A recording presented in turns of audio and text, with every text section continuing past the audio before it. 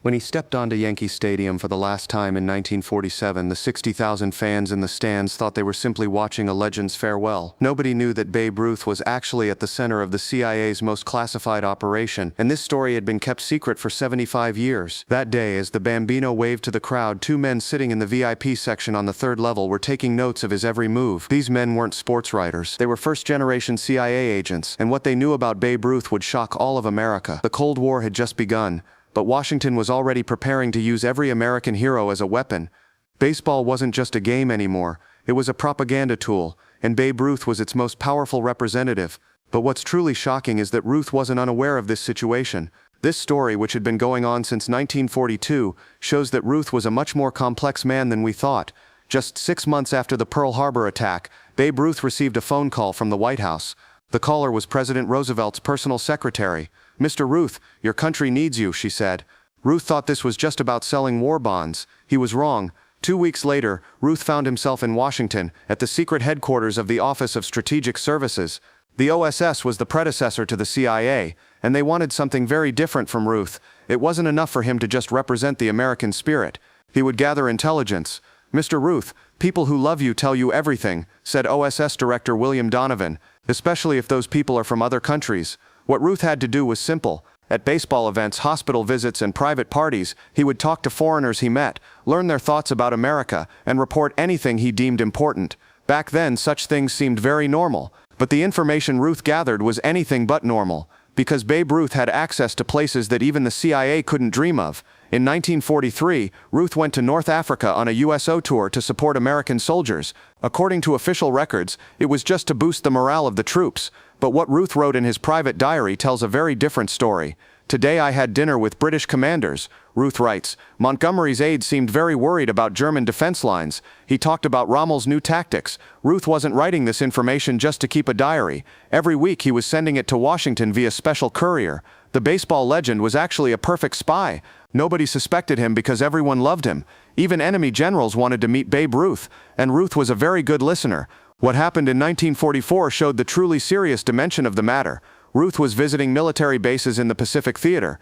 In Hawaii, while looking at the ruins from the Pearl Harbor attack, he talked to a Japanese-American soldier. This soldier was fighting for America, even though his family had been sent to internment camps. "Babe-san," the soldier said, "they love you very much in Japan. When you went there in 1934, the whole country watched you." Ruth had forgotten until that moment. In 1934, he had gone to Japan with the All-Star team and had been a great hero there. But now, during wartime, this situation had a very different meaning. The OSS was aware of this, and they gave Ruth a very special mission.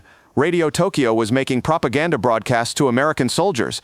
A woman called Tokyo Rose was trying to demoralize the troops, but the OSS wanted to use Ruth for counter-propaganda. "George, your voice will remind them of America's power," said the OSS operations chief. "You are the embodiment of the American dream." Ruth made recordings in a special radio studio. These recordings were broadcast by American forces in the Pacific, but they reached not only soldiers but also Japanese soldiers. When the war ended, Ruth's mission didn't end. On the contrary, the hardest part was just beginning. When the Cold War began in 1945, the CIA was officially established, and they had new plans for Babe Ruth. Tension with the Soviet Union was increasing, and America needed all kinds of soft power. In Stalin's personal files, which were opened in 1991, there was a surprising note. "American baseball player Ruth is a dangerous symbol for the proletariat. He's doing capitalist propaganda through bourgeois sports." The Kremlin feared Babe Ruth because he was proof that an ordinary American could achieve extraordinary success. This was exactly the opposite of communist ideology. The CIA was aware of this situation and was using Ruth strategically. In 1946, Ruth attended meetings with NATO allies. He was officially listed as a goodwill ambassador, but in reality, he was having informal meetings with European leaders and assessing their concerns about the Soviet Union. British Prime Minister Clement Attlee spoke very openly to Ruth. "George, the Russians are eyeing Europe. We need America's support, but getting Congress approval is difficult." Ruth was reporting these conversations to the CIA in detail, but in 1947, things started to go wrong. Ruth's health was deteriorating, but the CIA didn't want to give up on him. He was too valuable, and they gave Ruth one last mission. The Baseball Hall of Fame induction ceremony was approaching. This ceremony was critical, not only from a sports history perspective, but also from a propaganda perspective. The whole world would be watching, and it was a perfect opportunity to showcase America's strong image. But the CIA's real plan was more complex. They wanted Ruth to talk to foreign dignitaries who would be at the ceremony, especially diplomats from Latin American countries. At that time, communist movements were strengthening in Latin America. Castro had not yet come to power in Cuba, but there were signs. The CIA wanted to use Ruth to strengthen American influence in the region. Ruth accepted, but with one condition. "I'm a sick man now," he said. "This will be my last mission." What happened at the Hall of Fame ceremony developed in a completely unexpected way. On the day of the ceremony, Ruth was very weak, but determined to take the stage. His speech would be short but effective. The CIA had prepared a special speech for him, a text that emphasized America's greatness and talked about freedom and opportunity. But when Ruth took the stage, he changed the plan. "Friends," he began, "I'm just a man who played baseball. I never tried to be a politician. But this country gave me everything, and I did my best." CIA agents in the hall became worried. Ruth was deviating from the script. "America is a great country because everyone here can realize their own dreams. I was an orphan too, but this country made me great. Whatever the politics, this truth doesn't change." After Ruth finished his speech, he also announced that he was ending his cooperation with the CIA.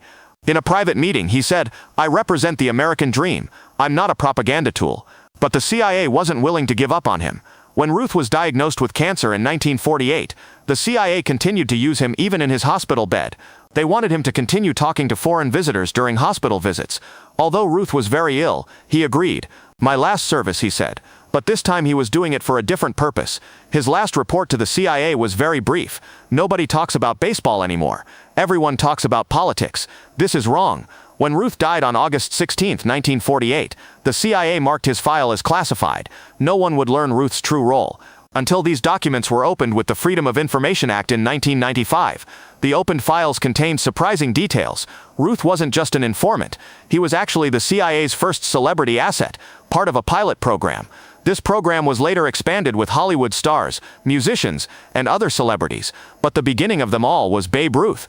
The last note written about Ruth in CIA files was, "Subject proved extremely effective in intelligence gathering. Recommend expanding program to other high-profile Americans." Ruth's natural charisma and universal appeal made him ideal operative. The most surprising part was how Ruth viewed this situation. The last entry he wrote in his personal diary was, "They used me as a patriot. I think I am a patriot too. But baseball shouldn't be a political tool. It should be clean for children. After I die, let this story be forgotten. Baseball should remain eternal." In 2001, even more surprising information emerged in the CIA's declassified reports. The intelligence Ruth gathered was used in the creation of the Marshall Plan. His informal conversations with European leaders had shaped America's post-war strategy. Also, Ruth's Latin America contacts were used in CIA operations in the 1950s. The basis of covert operations in Guatemala, Iran, and other regions was based on relationships Ruth had established. The most ironic part is this: Ruth never received formal CIA training. His natural instincts made him a perfect intelligence gatherer. OSS and CIA reports constantly had notes saying subjects' natural ability to gain trust and extract information is remarkable. When Ruth's baseball career ended, a second career began. But this was a career nobody knew about. And perhaps the most surprising truth is this: there are still classified sections in CIA files. There are things we don't know about Ruth. According to a government report published in 2023, the Ruth files have not been fully opened. What else will we learn about America's greatest baseball hero? And how will this information change American history? Babe Ruth wasn't just the Sultan of SWAT.